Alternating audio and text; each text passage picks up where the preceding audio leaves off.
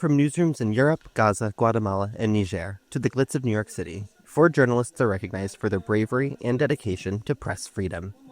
With coverage from culture and corruption to the environment and war, the awardees have different backgrounds, but they are united by their shared experience of being targeted through the criminalization of journalism, says Jody Ginsberg of the Committee to Protect Journalists, or CPJ. The press freedom group she leads hosts the International Press Freedom Awards every year. That's something that we see increasingly across the world, is the use and abuse of laws to punish journalists for speaking truth to power. Last year, Alsu Kramashva was in a Russian prison cell, facing up to 15 years in prison on baseless charges. An editor with VOA sister outlet Radio Free Europe Radio Liberty, Kramashva was finally freed in an August prisoner swap. In her speech Thursday, Kramashva highlighted the many journalists, including some of her colleagues, who remain wrongfully detained around the world.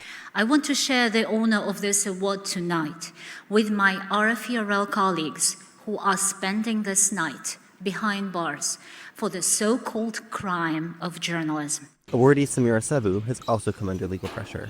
The journalist from Niger, Sabu has faced arrest and legal threats over her reporting on governance issues. She plans to use the awards platform to help improve the situation for journalists in her home country. Donc, déjà en partant, c'est un prix pour la liberté de presse. It's a prize for press freedom, so what we plan to do with it is to work justly to improve the press freedom environment. Pour améliorer. Not all of the awardees were able to make it to New York. Palestinian journalist Trukal Ayla remains in Gaza, where she runs AIN Media.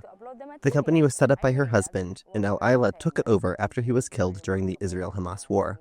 The conflict has been the deadliest on record for journalists, according to CPJ data. Not only has it been impossible for international journalists to get in to Gaza, but increasingly almost impossible for journalists or anyone else to get out of Gaza. At a time when journalists globally are facing an increasing range of challenges, the Press Freedom Gala is a moment to celebrate the work of those who sacrifice so much to bring audiences the news.